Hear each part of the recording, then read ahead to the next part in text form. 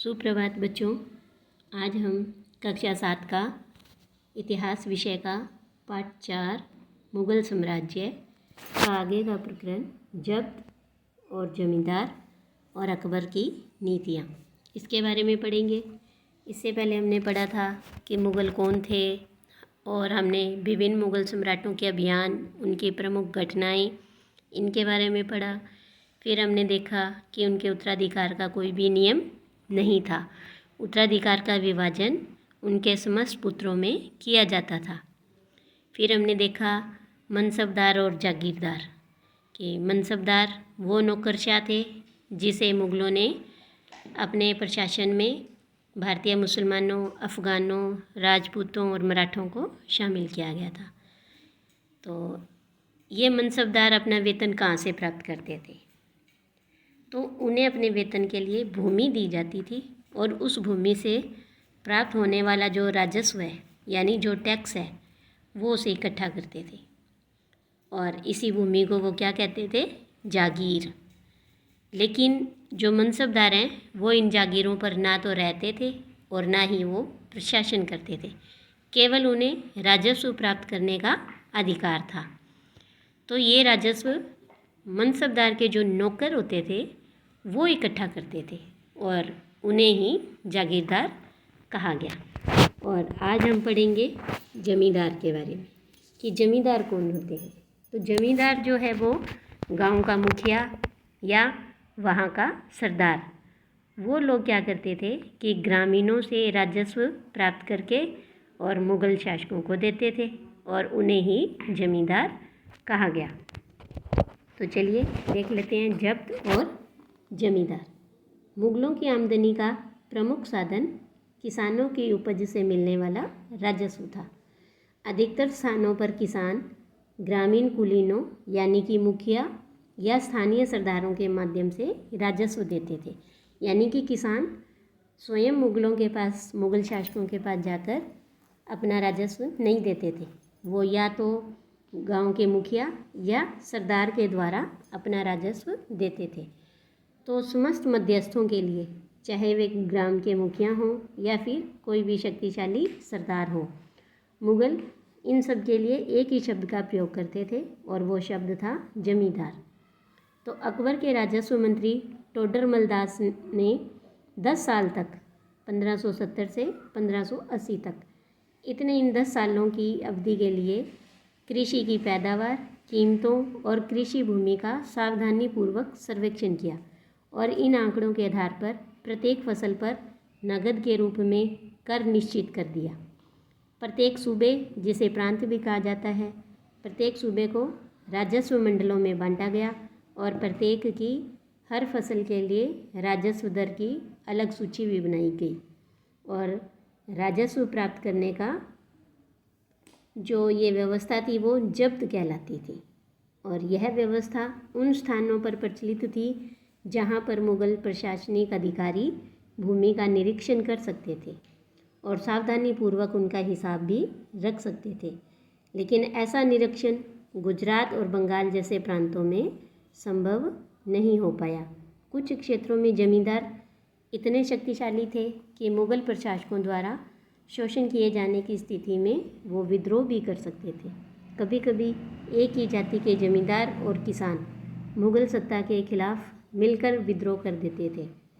17वीं शताब्दी के आखिर से ऐसे किसान विद्रोह ने मुग़ल साम्राज्य के स्थायित्व को चुनौती दी। इसके बाद देखो कि अकबरनामा और आईने अकबरी। अकबर ने अपने करीबी मित्र और दरबारी, जिसका नाम था अबुल फजल, उसको आदेश दिया कि वह उसके शासनकाल का इतिहास लिखे। तो अबुल फजल ने यह इतिहास 3 जिल्दों में लिखा और उसका शीर्षक है अकबरनामा। पहली जिल्द में अकबर के पूर्वजों का बयान है और दूसरी में अकबर के शासनकाल की घटनाओं का विवरण है और तीसरी जिल्द आईने अकबरी, जिसमें अकबर के प्रशासन, घराने, सेना, राजस्व और साम्राज्य के भूगोल का ब्यौरा मिलता है। इसमें समकालीन भारत के लोगों की परंपराओं और संस्कृतियों का भी विस्तृत वर्णन है।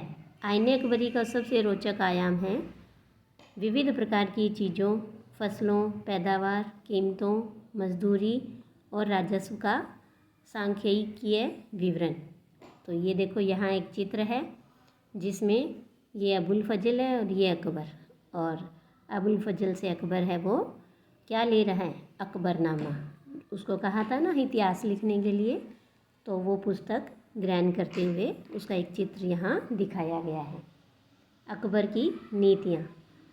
अब हम अकबर की नीतियों के बारे में देख लेते हैं कि प्रशासन के मुख्य अभिलक्षण अकबर ने ही निर्धारित किए थे और इनका विस्तृत वर्णन अबुल फजल की अकबरनामा विशेषकर आईने अकबरी में मिलता है।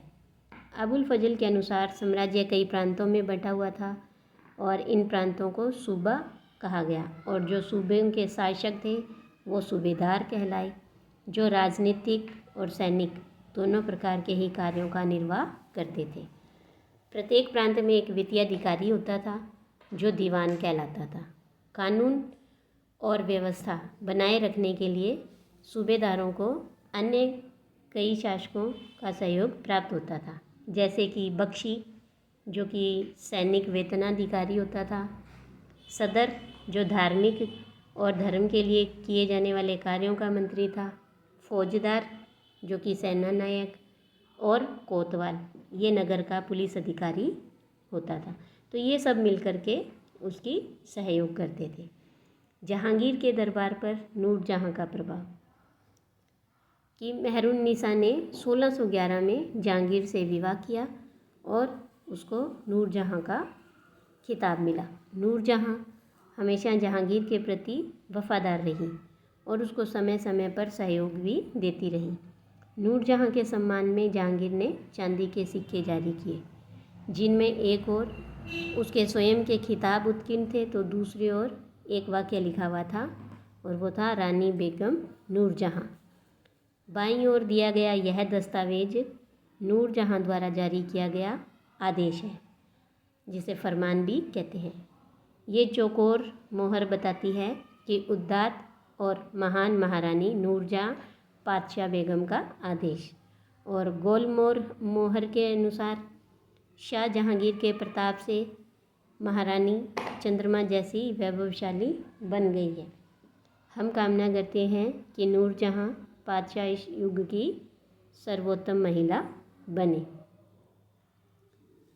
अकबर के अभिजात बड़ी सेनाओं का संचालन करते थे और बड़ी मात्रा में वे राजस्व खर्च भी करते थे। जब तक वे वफादार थे साम्राज्य का कार्य सफलतापूर्वक चलता रहा, परंतु 17वीं सदी के अंत तक कई अभिजात अपने आप को स्वतंत्र ताने बाने बुन लिए थे। साम्राज्य के प्रति उनकी जो वफादारी है वो अपने निजी हितों के कारण कमज़ोर पड़ने लगी, यानी कि अब वो उतने वफादार नहीं रहे। 1570 में अकबर जब फतेहपुर सीकरी में था तो उसने उलेमा, ब्राह्मणों, जेसुइट पादरियों यानी कि जो रोमन कैथोलिक थे और जरदुश्त धर्म के अनुयायियों के साथ धर्म के मामलों पर चर्चा शुरू की। ये चर्चाएं इबादत खाना में हुई। अकबर की रुचि विभिन्न व्यक्तियों के धर्मों रीति रिवाजों में थी। इनसे विचार विमर्श से अकबर की एक समझ बनी कि जो विद्वान धार्मिक नीति और मदान्धता पर बल देते हैं वे अक्सर कट्टर होते हैं। उनकी शिक्षाएं प्रजा के बीच विभाजन और असमंजस्य पैदा करती हैं। ये अनुभव अकबर ने सुलह कुल या सर्वत्र शांति के विचार की ओर ले गए। सहिष्णुता की यह धारणा विभिन्न धर्मों के अनुयायियों में अंतर नहीं करती थी कि देखो ये मत अंधता क्या होती है कि ऐसी कोई विचार या ऐसा कोई कथन या ऐसी कोई बात जिस पर बिना कोई प्रश्न उठाए बिना कुछ सोचे विचारे अमल करना, यानी आंख बंद करके विश्वास करना, उस बात का अनुसरण करना, उसे ही मतांधता कहते हैं। तो यह जो उसकी धारणा थी सुलह कुल और सर्वत्र शांति की, सहिष्णुता की, वो विभिन्न धर्मों के अनुयायियों में अंतर नहीं करती थी।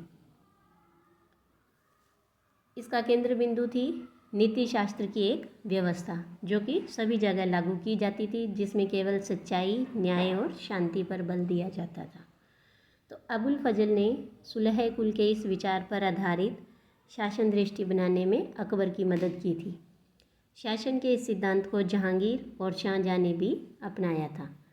देखो, अकबर की सुलह कुल नीति का उसके बेटे जहांगीर ने इस प्रकार वर्णन किया है कि ईश्वरीय अनुकंपा के विस्तृत आंचल में सभी वर्गों और सभी धर्मों के अनुयायियों की एक जगह है। इसीलिए उनके विशाल साम्राज्य में, जिसकी चारों ओर की सब सीमाएं केवल समुद्र से ही निर्धारित होती थी, विरोधी धर्मों के अनुयायियों और तरह तरह के अच्छे बुरे विचारों के लिए जगह थी। यहाँ असहिष्णुता का मार्ग बंद था। यहाँ सुन्नी और शिया एक ही मस्जिद में इकट्ठे होते थे। ईसाई और यहूदी एक ही गिरजा में प्रार्थना करते थे। उसने सुसंगत तरीके से सार्विक शांति यानी सब जगह शांति या सुलह ए कुल के सिद्धांत का पालन किया। अकबर ने कई संस्कृत ग्रंथों के फारसी में अनुवाद भी करवाए। इस उद्देश्य के लिए उसने फतेहपुर सीकरी में एक मकतब खाना या अनुवाद ब्यूरो की स्थापना की। रामायण, महाभारत, लीलावती और योग वशिष्ठ जैसे कुछ संस्कृत के ग्रंथों को भी अनुवाद कार्य के लिए उसने चुना। रजमनामा, जो कि महाभारत का ही फारसी भाषा में अनुवाद है, उसके अंदर उसमें महाभारत की घटनाओं का विस्तृत चित्रांकन किया गया है। ये देखिए, यहाँ पर एक आपको चित्र दिखाई दे रहा है जिसमें ये अकबर है और विभिन्न धर्मों के लोगों के साथ, उनके विद्वानों के साथ वो चर्चा करते हुए यहाँ दिखाई दे रहे हैं। तो आज के लिए इतना ही। धन्यवाद।